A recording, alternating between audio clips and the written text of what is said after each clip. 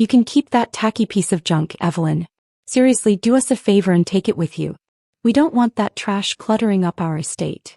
That was the last thing my stepdaughter, Tiffany, said to me as she literally shoved my suitcase onto the porch.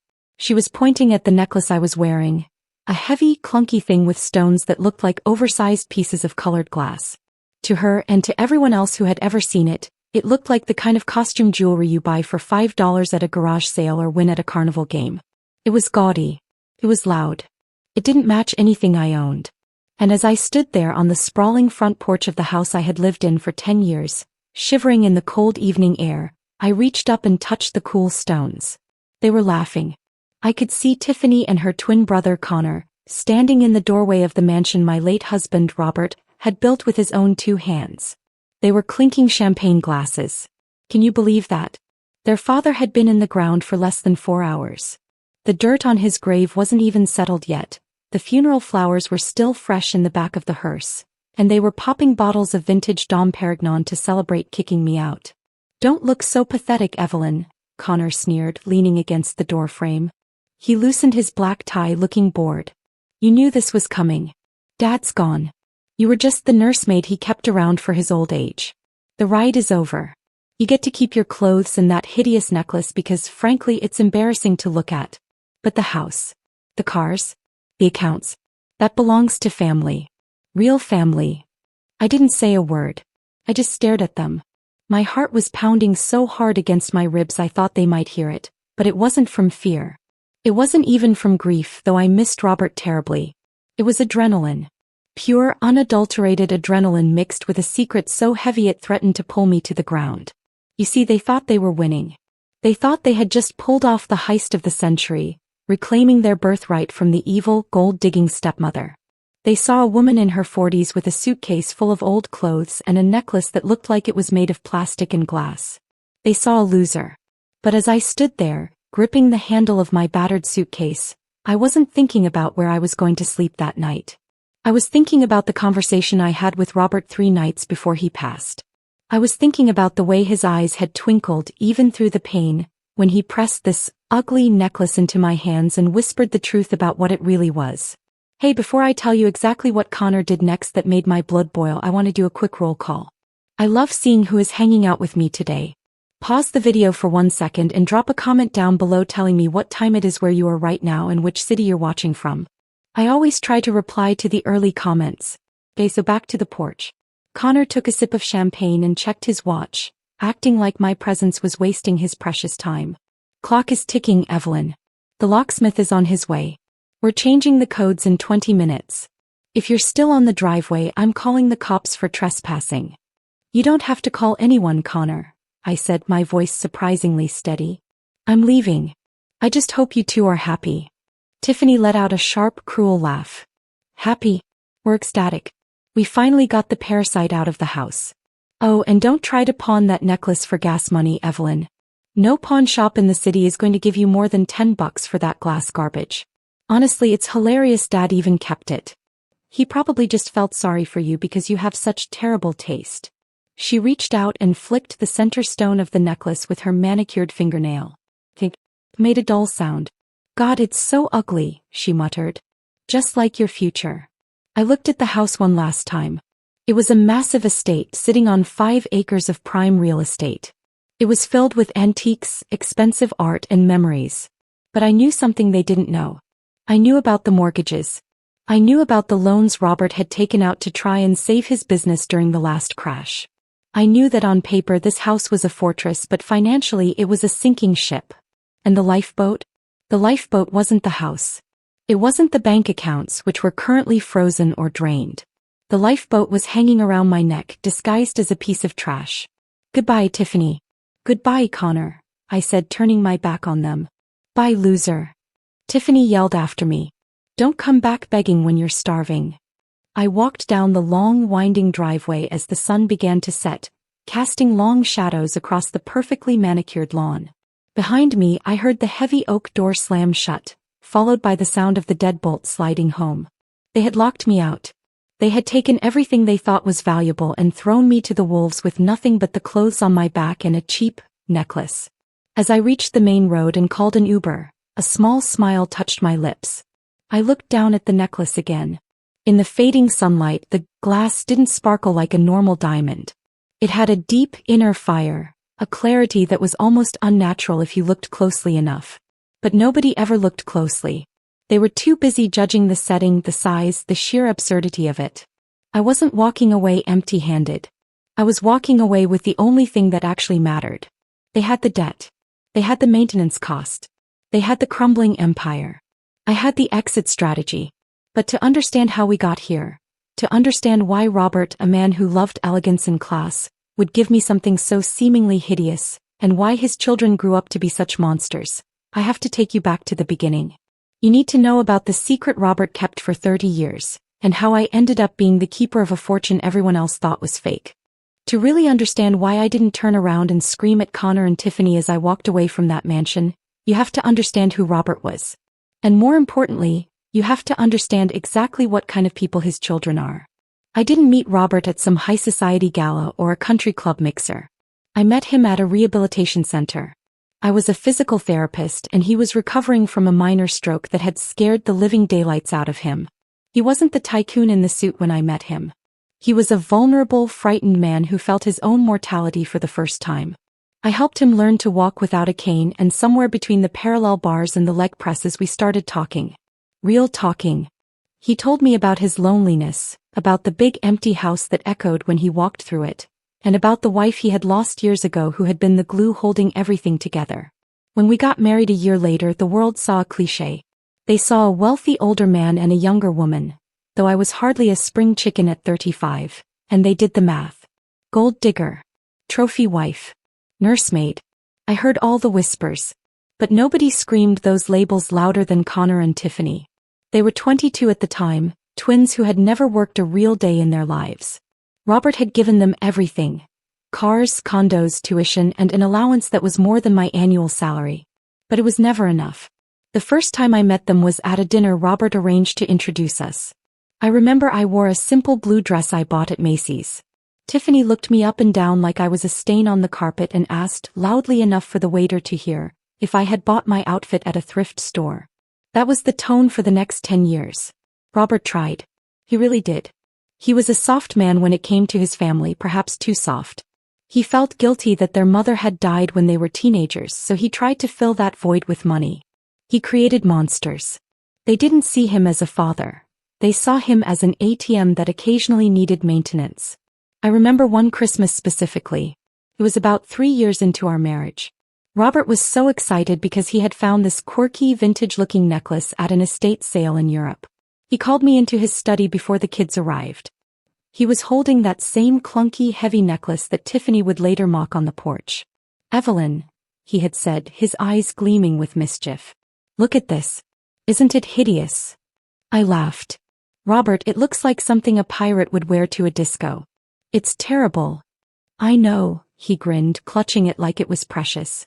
"It's big, it's loud, and it's completely unrefined. I love it. It reminds me that not everything has to be polished to be interesting. I want you to have it. Wear it when we have to go to those boring charity dinners. It'll be our little inside joke." So I did. I wore it that Christmas.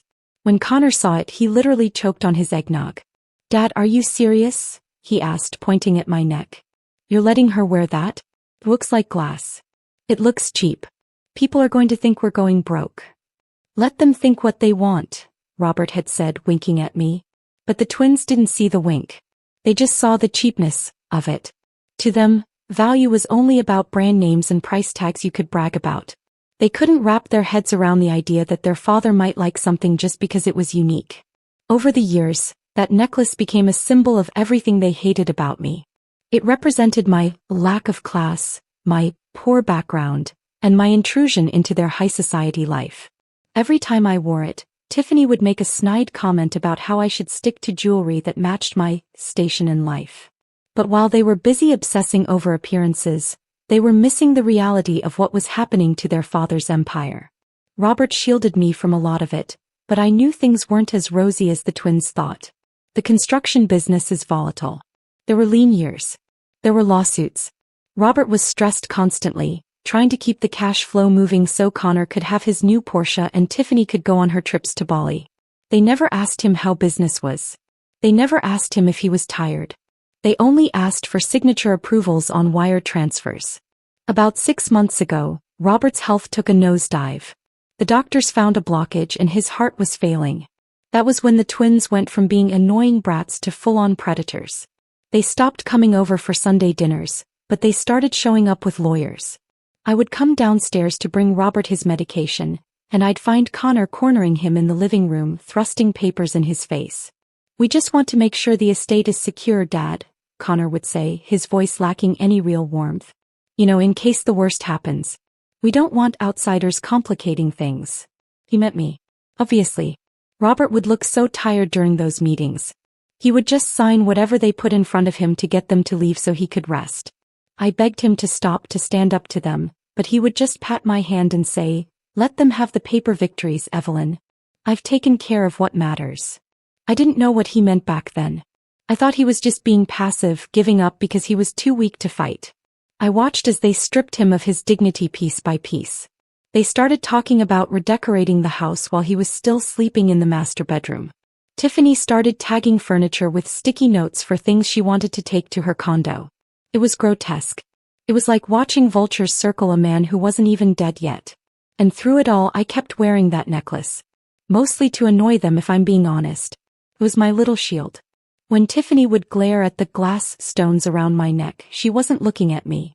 She wasn't seeing the pain in my eyes as I watched the man I loved fade away. She was just seeing a tacky piece of jewelry that confirmed her superiority. They were so focused on the cheap necklace and the nursemaid stepmother that they forgot to look at the books. They assumed that because the house was big and the cars were shiny, the money was infinite. They never stopped to think that maybe, just maybe, their father had leveraged everything to keep up appearances for their sake. So when Robert finally passed away in his sleep, holding my hand, the twins didn't shed tears. I cried. I cried for the man who had saved me and the man I couldn't save. But Connor was on the phone with the estate attorney before the coroner had even arrived. Tiffany was walking through the house, checking to make sure I hadn't stolen the silverware. They had been waiting for this moment for 10 years. They thought they were about to inherit the kingdom. They had no idea they were inheriting a castle built on sand.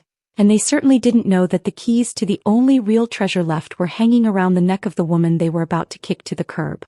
The day after the funeral was when the hammer finally dropped. I was sitting in the solarium, my favorite room in the house because it was the only place that felt warm, trying to organize the thank you cards for the flowers. The house was quiet, disturbingly so. Usually you'd expect a house in mourning to be somber, but this silence felt sharp, like the calm before a storm. Suddenly, the double doors swung open. Connor and Tiffany marched in, flanked by a man I didn't recognize. He was wearing a suit that cost more than my first car and carrying a leather briefcase that looked heavy. "Evelyn," Connor said, not bothering with a greeting. "This is Mr. Sterling, our family attorney. We need to have a little chat." I put down my pen. "Hello, Connor." "Tiffany." "Mr. Sterling." Mr. Sterling didn't make eye contact. He just opened his briefcase and laid a stack of documents on the glass coffee table.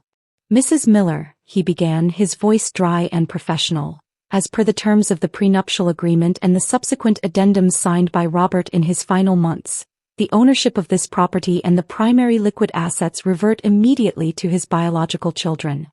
I looked at the papers. I recognized Robert's shaky signature on the bottom. Those were the papers Connor had forced him to sign when he was too weak to argue. "We're not monsters, Evelyn," Tiffany chimed in, crossing her arms. She was wearing black, but it was a chic, runway-style black that looked more like a fashion statement than morning attire. "We're going to give you a week to pack your things. But the house is ours. Effective immediately." "A week?" I asked, feeling a cold knot form in my stomach. "Robert told me I could stay here as long as I needed. He told me the house was in a trust." "Plans change," Connor said, smiling that same oily smile he had on the porch later that evening. "Dad wasn't exactly in his right mind at the end, was he? We just helped him clarify his true intentions. He wanted his legacy to stay with his blood." "His legacy?" I stood up, my voice trembling slightly. "His legacy was kindness, Connor. Not this." "Spare us the sermon," Connor snapped. "Here's the deal. You sign this quitclaim deed right now, acknowledging you have no claim to the property or the primary estate, and we won't contest the small life insurance policy Dad left for you. It's a pittance, really, $50,000, but it should be enough to get you a nice little apartment somewhere, far away from here. $50,000. That was what they thought 10 years of marriage was worth. That was what they thought I was worth. And if I don't sign? I asked quietly. Then we drag this out in court, Mr. Sterling said, finally looking at me. We will freeze the insurance payout. We will contest every penny. You'll be tied up in litigation for years, Mrs. Miller. And with no income, you'll be bankrupt within 6 months. It's a losing battle. I looked at them. The smug satisfaction on Tiffany's face. The impatient tapping of Connor's foot. They held all the cards. Or at least they thought they did. My hand instinctively went to my neck. I was wearing the necklace again. I had put it on that morning because it made me feel close to Robert. Tiffany's eyes followed my hand and her lip curled in disgust. Ugh. Are you seriously wearing that thing today? Even in front of the lawyer? It was your father's favorite, I said softly. It was a joke, Tiffany corrected. A bad joke. Look, since we're feeling generous, you can keep that. And whatever other costume jewelry you have stashed away. We had the estate appraiser coming tomorrow to value the real collection. Mom's diamonds, the pearls, the vintage Cartier pieces. We don't need your flea market finds cluttering up the inventory list. She laughed, then a high tinkling sound. Consider it a parting gift. A memento of your time playing dress up in the big house. Connor slid the pen across the table. Sign the papers, Evelyn. Take your 50 grand and your glass necklace and go. It's the best offer you're going to get. I looked at the pen. Then I looked at the necklace reflected in the glass table. Robert's words came back to me. Let them have the paper victories. If I fought them, they would destroy me. They had the money, or so they thought, to pay lawyers like Sterling until the end of time. I had nothing.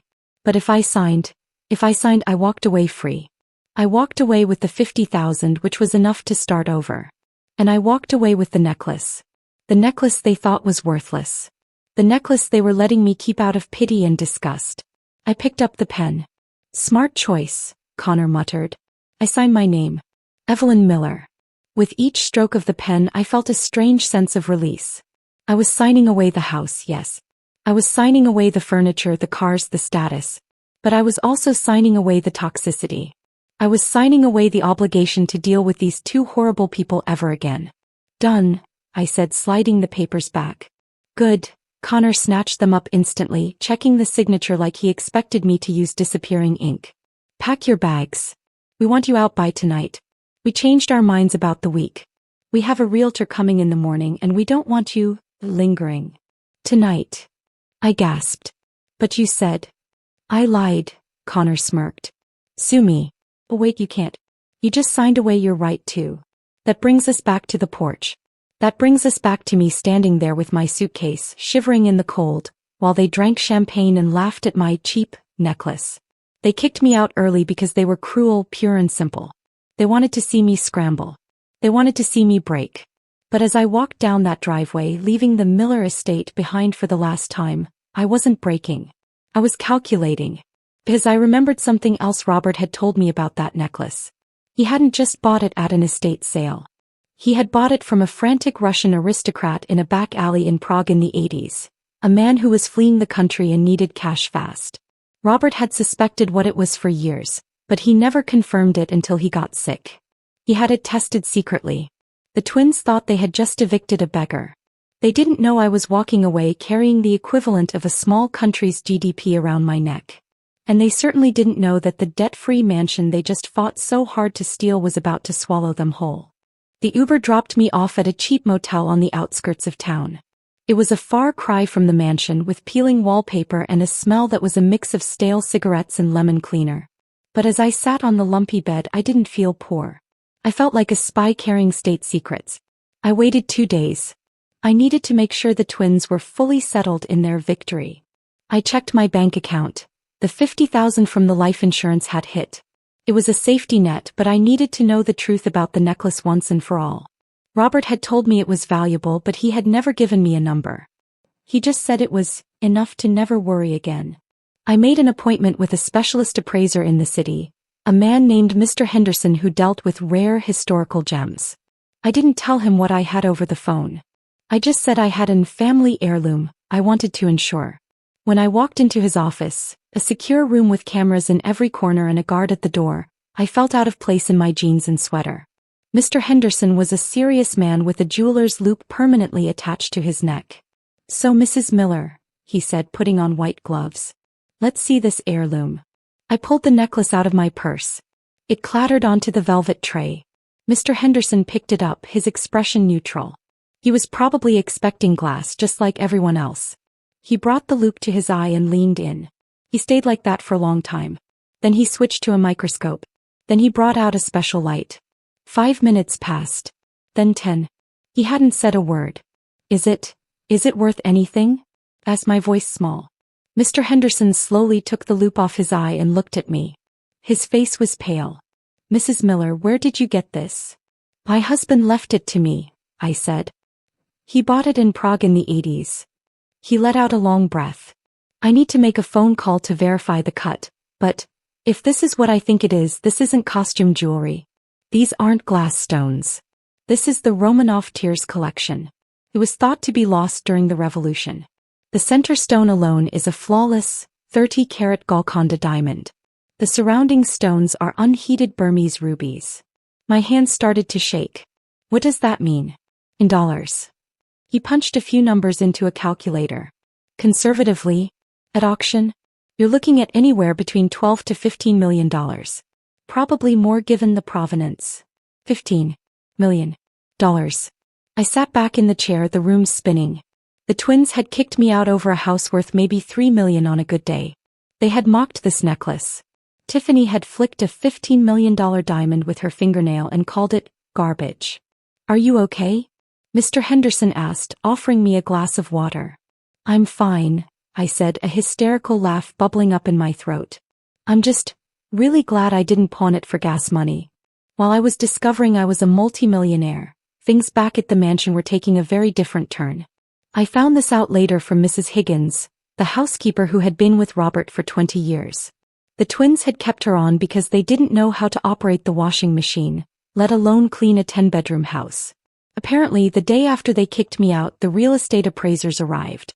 Connor and Tiffany were strutting around, ready to hear how many millions they were sitting on. They were planning to sell the house, liquidate the assets, and split the cash. But then the forensic accountant showed up. "It was a bloodbath, Evelyn," Mrs. Higgins told me over coffee a week later. They sat them down in the dining room. "You remember those stacks of papers Robert was always stressed about?" I nodded. "Well, it turns out the house has 3 mortgages on it. Robert had leveraged the property to the hilt to pay off bad business debts from the last few years. The equity in the house is virtually zero. In fact, with the market dip, they're underwater." "And the accounts?" I asked. "Drained," she said. Robert had been paying the interest on the loans from his personal savings. There's nothing left. But here is the kicker. She leaned in, her eyes wide.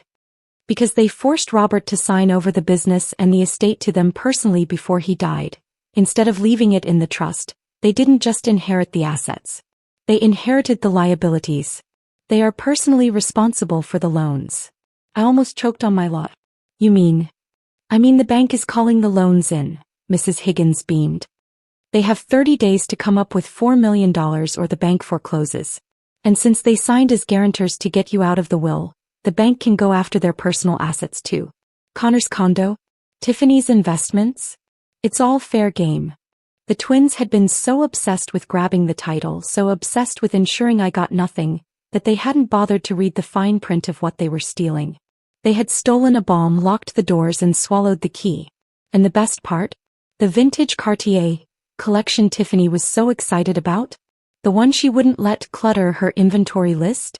"Fakes," Mrs. Higgins whispered conspiratorially. "All of it. Robert sold the real pieces years ago to keep the business afloat. He had high-quality replicas made so the kids wouldn't know they were broke. The only real thing in that entire house was the necklace he gave you." I sat there, stunned. Robert had played the longest, most brilliant game of protection I had ever seen. He knew his children were greedy. He knew they would come for everything. So he let them have the empty shell, the debt, and the fake prestige. And he disguised the real wealth as something they would be too snobbish to touch. He knew they would let me keep the ugly necklace. He banked on their arrogance. And he was right. I didn't rush to sell the necklace. I put it in a safety deposit box that cost more per year than my old car was worth, and I took a breath. For the first time in years, I slept soundly. I wasn't just safe, I was free. But I admit I couldn't resist watching the train wreck unfold from a distance. It didn't take long for the cracks to show. The first sign was when Connor's Porsche disappeared. Mrs. Higgins told me the repo man had come for it in the middle of the night. Apparently, Connor had been skipping payments, assuming the inheritance would cover it. Then came the for sale sign on the mansion lawn. Sat there for weeks, then months. The price kept dropping, but nobody was buying a money pit with 3 liens on it. About 2 months after I left, my phone rang. It was a number I didn't have saved, but I recognized the voice immediately. It was Tiffany. Evelyn. Her voice was shaky, lacking that sharp, venomous edge I was used to. It sounded thin, desperate. "Hello, Tiffany," I said, sipping my tea in my new, modest but fully paid-for apartment. "To what do I owe the pleasure?" We need to talk," she stammered. "There's been a misunderstanding with the estate. The lawyers made a mistake. We think Dad meant for us to share the assets, including the debts. We're family, right? We should face this together." I almost laughed out loud. Now that the assets turned out to be massive debts, suddenly we were family again. Suddenly she wanted to share. "I signed the quitclaim deed, Tiffany," I reminded her gently. "Remember? You and Connor insisted. You wanted me to have no claim to the property or the estate. I have 0 liability." "But you don't understand," she cried, her voice rising to a shrill panic. "They're going to take everything. They're taking my condo. Connor is sleeping on his friend's couch. We have nothing. You have the insurance money. Maybe you could help us? For Dad's sake. For Dad's sake." I repeated, my voice hardening. "You mean the dad you mocked at his own funeral? The dad whose house you tried to kick me out of before his body was cold?" There was silence on the other end. "I have $50,000, Tiffany," I lied. "That wouldn't even cover the interest on your loans for a month. You wanted the estate. You wanted the legacy. You have it." "But the necklace," she blurted out. "We saw the appraisal. The insurance company called the house looking for you because the policy was still under Dad's name. We know, Evelyn. We know it's worth millions. You stole that from us." "I didn't steal anything," I said calmly. "You gave it to me. In front of a lawyer. You called it trash. You told me to take my glass garbage and leave. It's in the transcript, Tiffany. Let her keep the costume jewelry. That was your gift to me." "We'll sue you," she screamed. "We'll take you to court. That belongs to the family." "Go ahead," I said. Mr. Sterling drew up the papers himself. "You have no leg to stand on. Goodbye, Tiffany." I hung up and blocked the number. They did try to sue, of course. They found some ambulance-chasing lawyer to file a motion claiming I had defrauded the estate. But Mr. Sterling, to his credit and probably to cover his own rear end, produced the signed agreement where they explicitly defined the necklace as non-estate personal property of negligible value and released all claims to it. The judge threw the case out in less than 10 minutes. 6 months later, the mansion was foreclosed on. It was auctioned off for a fraction of its value to pay back the bank. Connor and Tiffany were left with nothing but bad credit scores and a lifetime of regret. I heard Connor is working as a bartender in the city now, and Tiffany had to move in with a boyfriend she hates. As for me, I sold the necklace. Not all of it, I kept the chain as a keepsake, but I sold the stones. I bought a beautiful cottage on the coast, started a small business, and donated a large chunk of the money to stroke rehabilitation research in Robert's name. Sometimes I sit on my porch listening to the ocean and I think about that night. I think about how close I came to begging them to let me stay. I think about how their greed was the very thing that saved me. If they hadn't been so eager to kick me out, if they hadn't been so arrogant about their knowledge of jewelry, they might have found the appraisal papers in Robert's desk eventually. They might have split the money. But they were too busy looking at the surface to see the value underneath. They judged a book by its cover and a diamond by its setting. Robert got the last laugh after all. He ensured that the people who actually loved him were taken care of, and the people who only loved his money got exactly what they deserved. The bill? Me. I learned that sometimes, the things that look like trash to the rest of the world are the most valuable things you'll ever own. You just have to know what you're looking at. If you enjoyed this story of karma coming full circle, make sure to hit that like button and subscribe to the channel. And let me know in the comments, would you have given the twins a dime if you were in my shoes? I'll be reading your answers. Thanks for watching and I'll see you in the next one.